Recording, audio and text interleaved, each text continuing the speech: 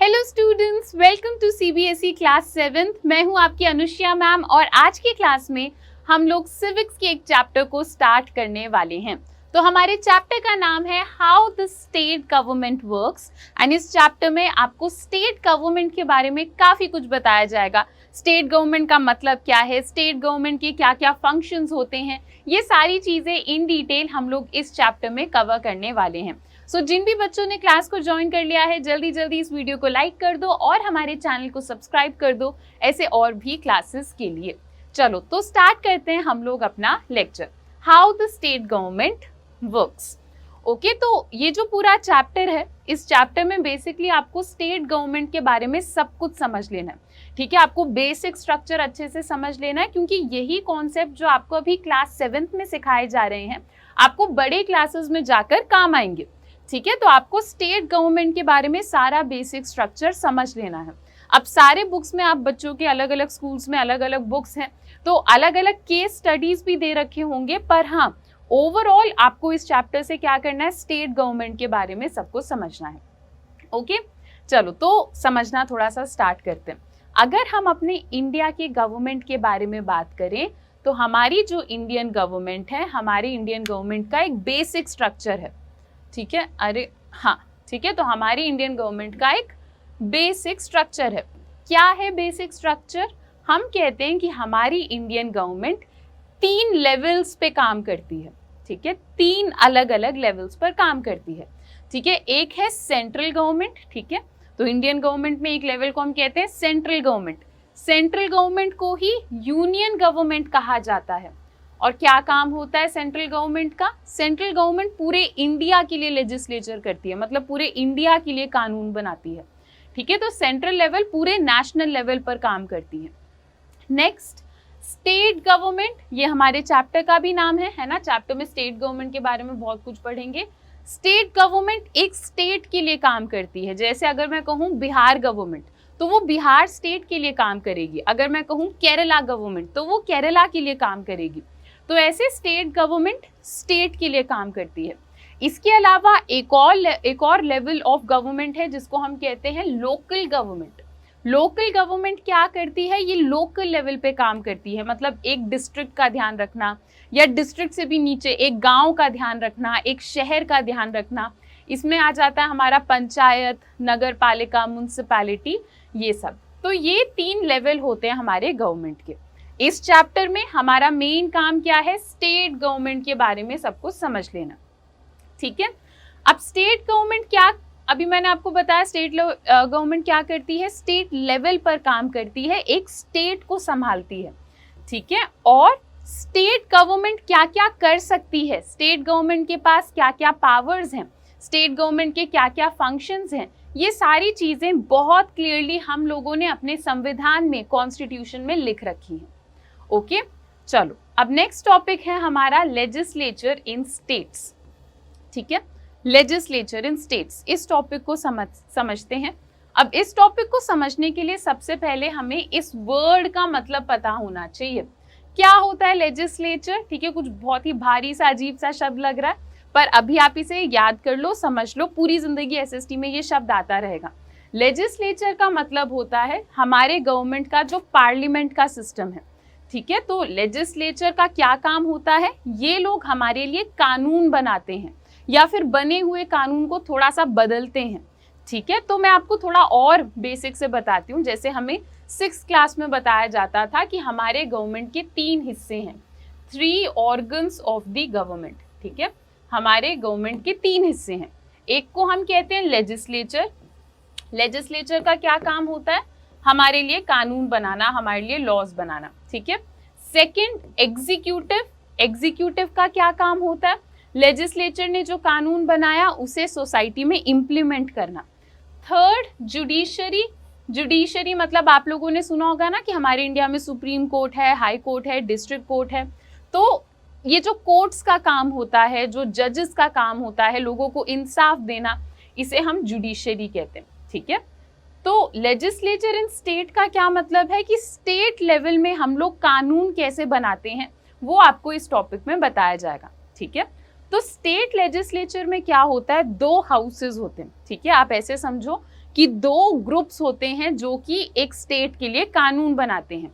एक ग्रुप का नाम होता है विधानसभा, ठीक है। विधानसभा को ही हम लोग और क्या कहते हैं, इंग्लिश में कहते हैं स्टेट लेजिस्लेटिव असेंबली, ठीक है। और दूसरे हाउस का क्या नाम होता है, विधान परिषद, जिसे हम इंग्लिश में कहते हैं स्टेट लेजिस्लेटिव काउंसिल, ठीक है। तो स्टेट लेवल में कानून कैसे बनते हैं, 2 हाउसेस होते हैं जो इस चीज में मदद करते हैं। एक को हम कहते हैं विधानसभा, विधानसभा का मतलब होता है स्टेट लेजिस्लेटिव असेंबली, और दूसरे हाउस को कहते हैं विधान परिषद, विधान परिषद को हम लोग इंग्लिश में कहते हैं स्टेट लेजिस्लेटिव काउंसिल, ठीक है। ये 2 नाम हमें याद करने हैं, ठीक है, ये पता होना चाहिए। अब एक एक करके इनके बारे में पढ़ते हैं। हमने पढ़ा ना कि 2 हाउस हैं, विधानसभा और विधान परिषद, इनके बारे में थोड़ा और इन डिटेल पढ़ते हैं। स्टार्ट करते हैं विधानसभा से। विधानसभा को हम लोअर हाउस भी कहते हैं, ठीक है। स्टेट लेवल में लोअर हाउस हम विधानसभा को कहते हैं। और विधानसभा में जो भी लोग होते हैं उनको हम क्या कहते हैं, MLA, members of legislative assembly, ठीक है, क्योंकि विधानसभा को स्टेट लेजिस्लेटिव असेंबली कहा जाता है। तो अगर कोई स्टेट लेजिस्लेटिव असेंबली का मेंबर है तो हम उन्हें क्या कहते हैं, MLA, member of legislative assembly. आप लोगों ने न्यूज में सुना होगा ना, किसी एमएलए ने ये कर दिया या वो कर दिया, एमएलए का बेटा है वो, ये सारी चीजें न्यूज में आती रहती है ना। तो एमएलए का मतलब क्या होता है, फुल फॉर्म क्या होता है, मेंबर ऑफ लेजिस्लेटिव असेंबली, ठीक है। काफी सारे लोगों को एमएलए की फुल फॉर्म नहीं पता होती, वो ऐसी मतलब न्यूज सुन के एमएलए एमएलए बोलते हैं। तो आप लोग आसपास अपने घर में पूछ के देखना कि चलो आज मुझे बताओ एमएलए की फुल फॉर्म क्या होती है, ठीक है। चलो, तो member of legislative assembly, they are directly elected by the people of the state, ठीक है। मेंबर ऑफ लेजिस्लेटिव असेंबली को चुनता कौन है ना। ऐसे तो स्टेट में बहुत सारे लोग हैं, इतने सारे लोग में से विधानसभा में कौन जाएगा ये डिसाइड कैसे होता है, इलेक्शन होता है, और स्टेट के लोग उस इलेक्शन में डायरेक्टली पार्ट लेते हैं। मतलब हम जिनको वोट देते हैं वही लोग एमएलए बनते हैं, ठीक है। The governor of a state appoints chief minister from the party that has majority in Vidhan Sabha, ठीक है। मान लो विधानसभा मतलब विधानसभा में जितने भी लोग हैं, मान लो उन लोगों में से एक पॉलिटिकल पार्टी के मेंबर बहुत ज्यादा हैं, तो हम उन्हें कहेंगे कि ये लोग मेजॉरिटी में हैं। मेजॉरिटी मतलब जो लोग ज्यादा हैं नंबर में, ठीक है। जैसे मान लो अभी आप लोग क्लास 7th में हो, ठीक है, तो हमारे क्लास में सेक्शन होता है ना 7th A और 7B, ठीक है। मान लो 7A क्लास में 50 बच्चे हैं और 7B क्लास में 30 बच्चे हैं, तो मैं क्या कहूंगी कि मेजॉरिटी लोग 7A से हैं। मेजॉरिटी मतलब ऐसे लोग जिनका नंबर ज्यादा हो। मेजॉरिटी का उल्टा शब्द क्या होता है, माइनॉरिटी। माइनॉरिटी मतलब ऐसे लोग जिनका नंबर कम हो, ठीक है। तो अगर हम लोग बात करें विधानसभा की, ठीक है, विधानसभा में जो भी पॉलिटिकल पार्टी ज्यादा नंबर में रहेगी उनमें से एक पर्सन को चीफ मिनिस्टर बना दिया जाता है, ठीक है। गवर्नर जो होते हैं, स्टेट में गवर्नर भी होते हैं, उनके बारे में भी पढ़ेंगे। गवर्नर का काम होता है चीफ मिनिस्टर को अपॉइंट करना, ठीक है। The state is divided into smaller parts called constituency during election. अब जब इलेक्शन चल रहा होता है ना, तो जैसे अगर हम किसी भी स्टेट की बात करें, अगर हम बात करें बिहार की अगर हम बात करें, तो एक स्टेट बहुत ही बड़ा होता है, ठीक है। पूरे स्टेट में साथ में इलेक्शन कराना मुश्किल होता है। तो हम लोग क्या करते हैं, हम अपने स्टेट को छोटे छोटे हिस्सों में बांट देते हैं इलेक्शन के दौरान। तो मान लो ये पूरा हमारा कोई एक स्टेट है, ठीक है, पूरे स्टेट में साथ में इलेक्शन कराना हमें मुश्किल लग रहा है, तो हमने क्या करा, हमने इस स्टेट को छोटे छोटे हिस्सों में बांट दिया इलेक्शन के दौरान। इन छोटे छोटे हिस्सों को कहा जाता है कॉन्स्टिट्यूएंसी। नाम लंबा है, ठीक है, पर हाँ याद हो जाएगा आपको, ठीक है। तो कॉन्स्टिट्यूएंसी क्या होता है, हमने अपने स्टेट को छोटे छोटे हिस्सों में डिवाइड कर दिया ताकि वहां पे हम लोग आसानी से इलेक्शन करा पाए। इन छोटे छोटे हिस्सों को हम कहते हैं कॉन्स्टिट्यूएंसी, ठीक है। इसके अलावा ये सबको पता है, वोट देने के लिए हमारी एज मिनिमम 18 होनी चाहिए, 18 अबव हमारी एज होनी चाहिए, तभी आप लोग वोट दे सकते हो, ठीक है। कहीं तुम मतलब इस लेक्चर को सुन के एकदम जोश में आ जाओ और अचानक से वोट देने चले जाओ, ऐसा नहीं होता। इलेक्शन टाइम पर तुम्हारी एज 18 अबव होनी चाहिए, तभी तुम लोग वोट दे सकते हो, ठीक है। चलो, अब लेजिस्लेटिव असेंबली विधानसभा में कितने लोग होते हैं ये डिपेंड करता है, ठीक है, हर स्टेट में अलग अलग नंबर होता है डिपेंडिंग ऑन उस स्टेट का साइज क्या है, उस स्टेट का पॉपुलेशन क्या है। ठीक है, तो आई एम वेरी श्योर अभी अलग अलग स्टेट के बच्चे इस क्लास को देख रहे होंगे। ठीक है, तो आप थोड़ा रिसर्च करो और मुझे कमेंट सेक्शन में बताओ कि आपके स्टेट में कितने लोग हैं लेजिस्लेटिव असेंबली में। ठीक है, विधानसभा का टर्म होता है फॉर 5 इयर्स। ठीक है, 5 साल तक विधानसभा का टर्म होता है। मतलब अगर एक बार हमने किसी को वोट दे दिया और वो इंसान एमएलए बन गया, तो वो इंसान एमएलए पूरी जिंदगी नहीं रहेगा, सिर्फ 5 साल के लिए एमएलए रहेगा। उसके बाद 5 साल के बाद फिर से इलेक्शन होगा। ठीक है, विधानसभा के लोग क्या करते हैं, ये आपस में एक स्पीकर को सिलेक्ट करते हैं। ठीक है, स्पीकर मतलब वो नहीं सोचना वो गाने बजाने वाला स्पीकर नहीं, स्पीकर मतलब ये एक पोजीशन का नाम है। ठीक है, तो आपस में ये एक इंसान को सेलेक्ट करते हैं और बोलते हैं कि भाई या फिर बहन, ठीक है, मैम या फिर सर, तुम हमारे स्पीकर हो। अब स्पीकर के हाथ में अलग अलग पावर्स होती हैं। स्पीकर क्या करते हैं, विधानसभा की जो भी मीटिंग्स होती हैं उन मीटिंग्स को प्रिसाइड करते हैं, स्टार्ट करते हैं। और स्पीकर ये भी देखते हैं कि सब लोग विधानसभा में रूल्स फॉलो करके चलें। ठीक है, अक्सर हम लोग ऐसे न्यूज़ वगैरह में देखते हैं ना कि लोग विधानसभा में चीख रहे हैं, चिल्ला रहे हैं, चेयर उठा रहे हैं। ये सारी चीज़ें ना हो, ये सारी चीज़ें रूल के खिलाफ होती हैं, तो लोग रूल्स को मानते हुए चले, ये देखना स्पीकर का काम होता है। आप ऐसे मानो कि जैसे हमारे क्लास में मॉनिटर होते हैं ना, ऐसा ही कुछ काम होता है स्पीकर का। ठीक है, चलो विधानसभा हो गया। विधान परिषद के बारे में समझते हैं। विधान परिषद को अपर हाउस कहा जाता है। ठीक है, विधानसभा लोअर हाउस था, विधान परिषद को अपर हाउस कहा जाता है। ठीक है, अब विधानसभा के बारे में तो हमने पढ़ा कि वहां के मेंबर्स को एमएलए कहते हैं। विधान परिषद के मेंबर्स को क्या कहते हैं, एमएलसी कहते हैं। ठीक है, क्या कहते हैं, मेंबर ऑफ लेजिस्लेटिव काउंसिल, मतलब एमएलसी कहते हैं। कितने लोग हो सकते हैं विधान परिषद में। ठीक है, विधानसभा में तो हमने पढ़ा कि अलग अलग स्टेट में अलग अलग नंबर के लोग होते हैं। विधान परिषद में कितने लोग हो सकते हैं, 1/3 ऑफ द मेंबर्स ऑफ विधानसभा। विधानसभा में जितने लोग हैं उसके 1/3 विधान परिषद में हो सकते हैं।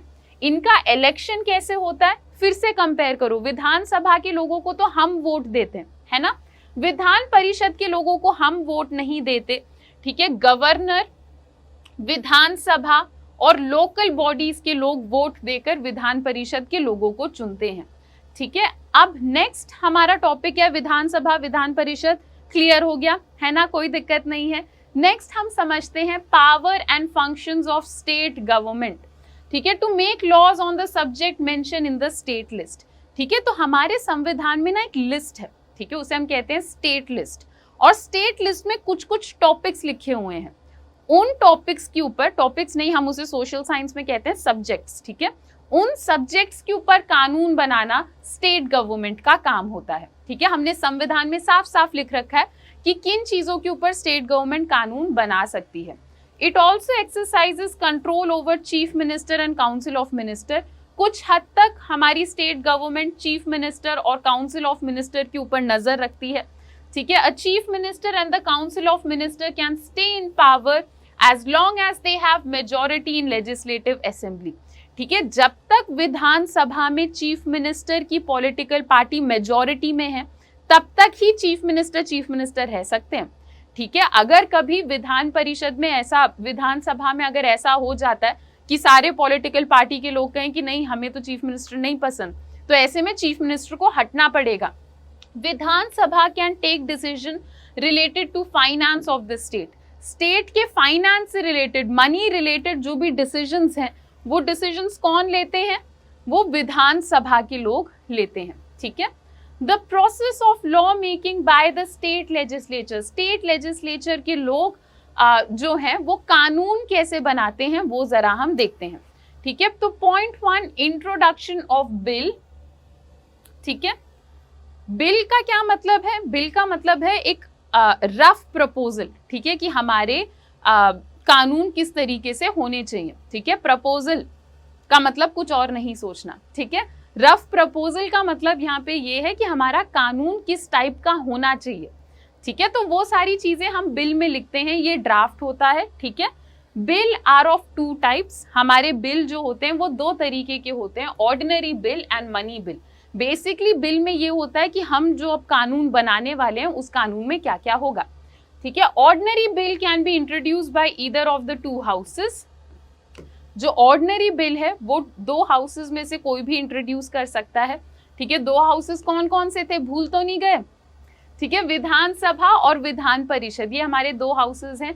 इनमें से कोई भी ऑर्डिनरी बिल को पास कर सकता है, इंट्रोड्यूस कर सकता है, ठीक है। और मनी बिल क्या होता है, जैसे नाम से लग रहा है मनी रिलेटेड जो भी कानून बनाने होते हैं, ठीक है, वो बिल जो है वो हमारे विधानसभा से ही पास होते हैं, इंट्रोड्यूस होते हैं, ठीक है। After both the houses pass the bill is sent to the governor, ठीक है। मान लो विधानसभा के लोगों ने कहा कि हाँ बिल बढ़िया है, कानून बढ़िया है। मान लो विधान परिषद के लोगों ने भी कहा कि हाँ कानून बढ़िया है।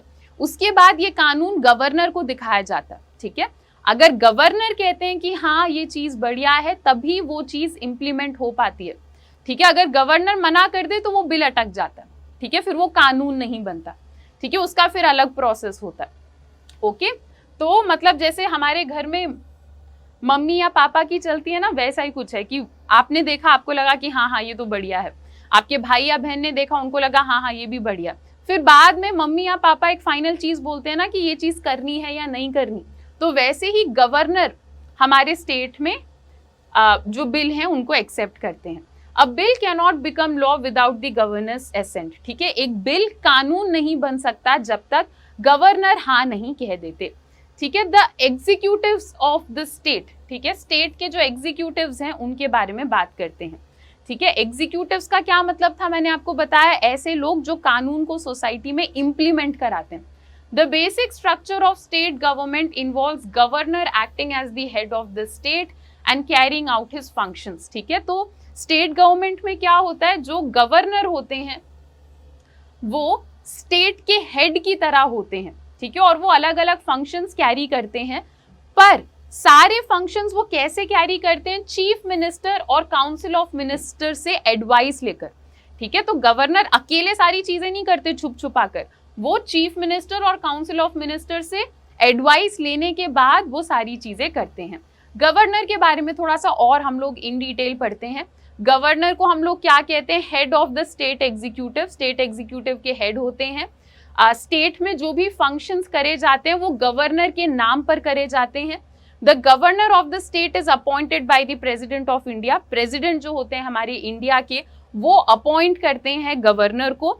दो governor is appointed for a period of 5 years, वैसे तो देखो गवर्नर अगर एक बार अपॉइंट हो जाए तो वो 5 साल तक रहते हैं सिस्टम में, पर अगर प्रेसिडेंट चाहें तो वो गवर्नर को हटा भी सकते हैं, ठीक है। ऑन दैट नोट, जैसा कि मैं कह रही थी, आई एम वेरी श्योर अलग अलग स्टेट के बच्चे देख रहे होंगे इस क्लास को। मुझे कमेंट सेक्शन में बताओ कि आपके स्टेट के गवर्नर का क्या नाम है।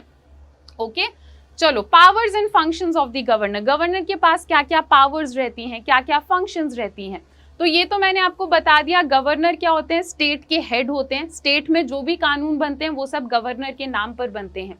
नेक्स्ट, स्टेट लेजिस्लेचर, मतलब विधानसभा, विधान परिषद, ठीक है, स्टेट लेजिस्लेचर को समन करना, उनकी मीटिंग को एड्रेस करना, ठीक है, हर साल में जो पहली मीटिंग होती है उसे एड्रेस करना गवर्नर का काम होता है, ठीक है। और ये भी हम लोग डिस्कस कर चुके हैं कि स्टेट लेजिस्लेचर जो भी कानून निकालती है, जो भी बिल पास करती है, जो भी आइडियाज रखती है, प्रपोजल्स रखती है, वो कानून तब तक नहीं बनता जब तक हमारे गवर्नर हाँ नहीं कह देते, ठीक है। The budget of state government is presented with governors permission, ठीक है। तो हर एक स्टेट का एक बजट होता है, बजट मतलब उन्हें कितने पैसे कहाँ लगाने, कितने पैसे पढ़ाई पर लगाएगी वो स्टेट, कितने पैसे हॉस्पिटल्स में लगाएगी, इसे बजट कहते हैं। तो जो बजट है वो भी कैसे प्रेजेंट करा जाता है, गवर्नर से परमिशन लेने के बाद, ठीक है। नेक्स्ट, जितने भी स्टेट में बड़े बड़े पोजीशंस होते हैं ना, जैसे चीफ मिनिस्टर, इन सबको अपॉइंट करना हमारे गवर्नर का काम होता है, ठीक है। मान लो कोई एक क्रिमिनल है, ठीक है, और वो क्रिमिनल क्या चाहते हैं कि उनके पनिशमेंट को रिड्यूस कर दिया जाए, ठीक है। तो मान लो किसी कोर्ट ने उस क्रिमिनल को कोई सजा दी है, ठीक है, क्रिमिनल को लग रहा है कि नहीं ये तो गलत हो गया मेरे साथ, इतना भी कोई बड़ा मैंने क्राइम नहीं करा, तो वो क्रिमिनल गवर्नर के साथ कांटेक्ट में आ सकता है और गवर्नर से रिक्वेस्ट कर सकता है कि प्लीज मेरे सजा को कम कर दो, ठीक है। If the state is not being governed in accordance, अब मान लो कोई एक ऐसा स्टेट है जो संविधान को मान ही नहीं रहा, अब ये तो गलत हो जाएगा ना, हमारे इंडिया में सबसे जो सुप्रीम चीज है वो अपना संविधान है, ठीक है। तो मान लो कोई एक ऐसा स्टेट है जो संविधान को मान ही नहीं रहा, तो ऐसे में गवर्नर को क्या करना चाहिए, गवर्नर को हमारे इंडिया के प्रेसिडेंट को ये चीज बतानी चाहिए। प्रेसिडेंट फिर उस स्टेट के ऊपर कुछ दिन नजर रखेंगे, और अगर प्रेसिडेंट को भी लगता है कि हाँ वो स्टेट संविधान को नहीं मान रहा है, तो ऐसे में प्रेसिडेंट उस स्टेट में इमरजेंसी डिक्लेयर कर देते हैं, ठीक है। नेक्स्ट, चीफ मिनिस्टर के बारे में हम लोग थोड़ा सा बात करते हैं, ठीक है। तो जो गवर्नर है वही चीफ मिनिस्टर को अपॉइंट करते हैं, पर ऐसा नहीं है कि गवर्नर अपने मर्जी से किसी को भी चीफ मिनिस्टर बना देते हैं। मेजॉरिटी पार्टी के पर्सन को ही चीफ मिनिस्टर बनाया जा सकता है। मेजॉरिटी पार्टी क्या है वो हमने समझ लिया, ठीक है। चीफ मिनिस्टर क्या होते हैं, ये सारे मिनिस्टर काउंसिल ऑफ मिनिस्टर्स के हेड होते हैं, ठीक है। और काउंसिल ऑफ मिनिस्टर कलेक्टिवली विधानसभा को जवाब देती है, ठीक है। दिस मीन्स, इसका ये भी मतलब है कि अगर कभी विधानसभा में मेजॉरिटी पार्टी के लोगों के बीच ऐसा इन्हें लगने लग जाए कि हमें अपना चीफ मिनिस्टर बदलना है, ठीक है, या फिर अगर मेजॉरिटी गिर जाए, ठीक है, तो ऐसे में चीफ मिनिस्टर को भी हटना पड़ेगा, ठीक है। Powers and functions of chief ministers, हमारे चीफ मिनिस्टर के पास क्या क्या पावर क्या क्या फंक्शंस होते हैं वो समझते हैं, ठीक है। तो चीफ मिनिस्टर का एक काम तो होता है काउंसिल ऑफ मिनिस्टर और गवर्नर के बीच में कम्युनिकेशन बनाए रखना। गवर्नर को पता होना चाहिए काउंसिल ऑफ मिनिस्टर्स क्या कह रहे हैं, काउंसिल ऑफ मिनिस्टर्स को पता होना चाहिए गवर्नर के दिमाग में क्या चल रहा है, ठीक है। नेक्स्ट, विधानसभा की जो मेजॉरिटी पार्टी होती है उस पार्टी के लीडर होते हैं हमारे चीफ मिनिस्टर, ठीक है। नेक्स्ट, गवर्नर को एडवाइस करना कि काउंसिल ऑफ मिनिस्टर में किस किस को लेना है, ये भी चीफ मिनिस्टर का काम है, ठीक है। काउंसिल ऑफ मिनिस्टर के लोग जब भी कोई मीटिंग करते हैं उस मीटिंग के ऊपर प्रिसाइड करना, देखना, ठीक है, लीड करना, ये भी हमारे चीफ मिनिस्टर का काम होता है। स्टेट गवर्नमेंट के अलग अलग डिपार्टमेंट के बीच में तालमेल बिठाना, कोऑर्डिनेशन कराना, ये भी हमारे चीफ मिनिस्टर का ही काम होता है, ठीक है। The powers and function of government at each level have been clearly defined, ठीक है। और ये मतलब मुझे कहाँ से पता चल रहा है कि चीफ मिनिस्टर के पास क्या क्या पावर्स हैं क्या क्या फंक्शंस हैं, ऐसा नहीं है कि मैं खुद बना बना के बोल रही हूँ, हमारे संविधान में क्लियरली लिखा हुआ है कि हमारे चीफ मिनिस्टर के पास क्या क्या पावर्स हैं, ठीक है। चलो next, role of state government in distribution of resources, ठीक है। स्टेट गवर्नमेंट का क्या काम होता है लोगों तक रिसोर्सेस पहुंचाने में। अब रिसोर्सेस शब्द का क्या मतलब होता है, कोई भी एक ऐसी चीज जिसे आपको देख के लगे कि ये तो मेरे लिए यूजफुल है, ये मेरे लिए काम की चीज है, उसे हम रिसोर्स कहते हैं, ठीक है। जैसे फॉर एग्जाम्पल पानी, पानी हमारे लिए बहुत जरूरी है, पानी के बिना जिंदा नहीं रह सकते हम लोग, तो पानी हमारे लिए एक रिसोर्स है। तो स्टेट गवर्नमेंट का क्या काम होता है लोगों तक रिसोर्सेस, पानी, खाना, बिजली, ये सब पहुंचाने में, ठीक है। तो स्टेट गवर्नमेंट की ही जिम्मेदारी होती है लोगों तक रिसोर्सेज को पहुंचाना, ठीक है। स्टेट गवर्नमेंट की ही रिस्पॉन्सिबिलिटी होती है लोगों तक अलग अलग बेसिक फैसिलिटीज को पहुंचाना।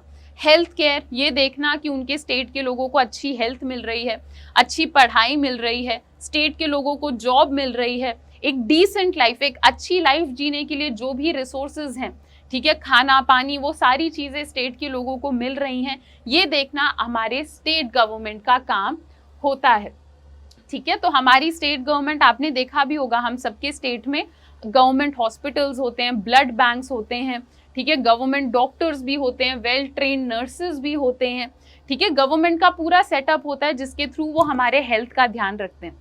इस सेटअप को हम कहते हैं पब्लिक हेल्थ केयर सिस्टम, ठीक है। पब्लिक हेल्थ केयर सिस्टम मैं आपको थोड़ा और बता देती हूँ, मतलब गवर्नमेंट हॉस्पिटल्स को कहा जाता है पब्लिक हेल्थ केयर सिस्टम, ठीक है। यहाँ पे पब्लिक शब्द पता है क्यों लग रहा है, क्योंकि ये हॉस्पिटल बने किस लिए, पब्लिक के लिए, हम लोगों के लिए, जनता के लिए। और ये हॉस्पिटल्स काम भी कैसे करते हैं, हम लोगों के पैसों से, हम लोग टैक्स देते हैं, उन्हीं पैसों से गवर्नमेंट हमारे लिए अलग अलग फैसिलिटीज लेके आती है, तो इसे पब्लिक हेल्थ केयर सिस्टम कहा जाता है, ठीक है। एक फैक्ट है, हम उस फैक्ट को कवर करते हैं। एक ऐसा टाइम था, ठीक है, जब हमारे इंडिया में हर साल 5000 बच्चे अफेक्ट होते थे पोलियो से, ठीक है। आप लोगों ने पोलियो के बारे में सुना होगा। हाउएवर हमारी गवर्नमेंट ने क्या करा, हमारी गवर्नमेंट को एहसास हुआ कि बहुत सारे बच्चे पोलियो की वजह से अफेक्ट हो रहे हैं, और हमारी गवर्नमेंट ने अलग अलग प्रोग्राम्स को स्टार्ट करा पोलियो को कम करने के लिए। आप लोगों ने देखा भी होगा कि जो छोटे बच्चे होते हैं उनको पोलियो ड्रॉप्स दिए जाते हैं, है ना। तो ऐसे अलग अलग स्कीम स्टार्ट करें। 2014 में वर्ल्ड हेल्थ ऑर्गेनाइजेशन जो है, जिसको हम लोग WHO कहते हैं, उन्होंने कहा कि अब इंडिया पोलियो फ्री हो गया, अब इंडिया में पोलियो है ही नहीं। तो ये सब करना हमारी गवर्नमेंट का काम है। ये देखना कि लोगों के बीच बीमारी ना फैले, ये देखना कि लोगों को अलग अलग बीमारियों के बारे में पता हो ताकि लोग बच सकें उससे, ये सब स्टेट गवर्नमेंट का काम होता है। जैसे जब हमारा कोविड चल रहा था तब ये कानून बनाना कि मास्क पहनो, सोशल डिस्टेंसिंग करो, सैनिटाइजर यूज करो, ये सब बताना, लोगों को समझाना स्टेट गवर्नमेंट का काम होता है, ठीक है। पर अब भी हमारे सिस्टम में बहुत सारी गलतियां हैं, बहुत सारे सेंस में हम लोग लैकिंग हैं, ठीक है। तो वो क्या क्या दिक्कतें हैं, ठीक है। तो पॉइंट 1, इक्वल एक्सेस नहीं है सबके पास, ठीक है। तो हमने बहुत सारे हॉस्पिटल्स तो बना दिए, पर सब लोगों के लिए उतना आसान नहीं है उस हॉस्पिटल तक जाना, ठीक है। Many government for instance lack proper equipment. बहुत सारे लोग गवर्नमेंट हॉस्पिटल जाना पसंद भी नहीं करते क्योंकि उन्हें वहाँ पे अच्छे इक्विपमेंट्स, अच्छी टेक्नोलॉजी नहीं मिलती। लोग ऐसा मानते हैं कि वहाँ का जो स्टाफ है वो उतना ट्रेन नहीं है, यहाँ पे फंड की कमी है, पैसों की कमी है, तो ये अच्छे से काम नहीं कर पाते। बेसिक हाइजीन, आप कभी ऐसे ही मतलब एक प्राइवेट हॉस्पिटल में जाना, एक पब्लिक हॉस्पिटल में जाना, आपको ये सारे पॉइंट्स रटने की जरूरत ही नहीं पड़ेगी, आपको सब एक झलक से ही आपको समझ आ जाएगा कि कितना फर्क होता है। तो हाइजीन की कमी होती है, पूरे स्टेट में कई बार साफ पानी तक नहीं मिल रहा होता लोगों को। विमेन के हेल्थ को अब भी गांव के एरिया में निग्लेक्ट किया जा रहा है, नजरअंदाज किया जा रहा है, ठीक है। सिमिलरली अभी मैंने आपको हेल्थ का एग्जांपल दिया, स्टेट में एम्प्लॉयमेंट देखना भी स्टेट गवर्नमेंट का काम है। ये देखना कि सबको बराबर अपॉर्चुनिटी मिले, सबको एक चांस मिले, सबके पास एक अपॉर्चुनिटी हो कि कम से कम उन्हें एक जॉब मिल पाए, ये देखना भी हमारे स्टेट गवर्नमेंट का काम होता है। एम्प्लॉयमेंट, एजुकेशन, हेल्थ और बेसिक लाइफ से रिलेटेड जो भी हमारे पब्लिक फैसिलिटीज हैं, ये सब प्रोवाइड करना हमारे स्टेट गवर्नमेंट का काम होता है। ओके, चलो, तो इसी के साथ हम लोगों ने स्टेट गवर्नमेंट के बारे में सब कुछ समझ लिया है। आई होप आप बच्चों को कोई दिक्कत नहीं है, सब कुछ सुपर क्लियर है। बाकी मैंने बीच बीच में कुछ क्वेश्चंस पूछे आप बच्चों से, तो आप लोग मुझे कमेंट सेक्शन में उसका जवाब बताना, ठीक है। कहीं पे फंसो तो feel free to reach out, Instagram पर भी और कमेंट सेक्शन में भी। चलो बच्चों, so that's it for today. आज के लिए इतना ही। अब हम लोग मिलते हैं अपने नेक्स्ट लेक्चर्स में। Till then, bye bye, take care and thank you.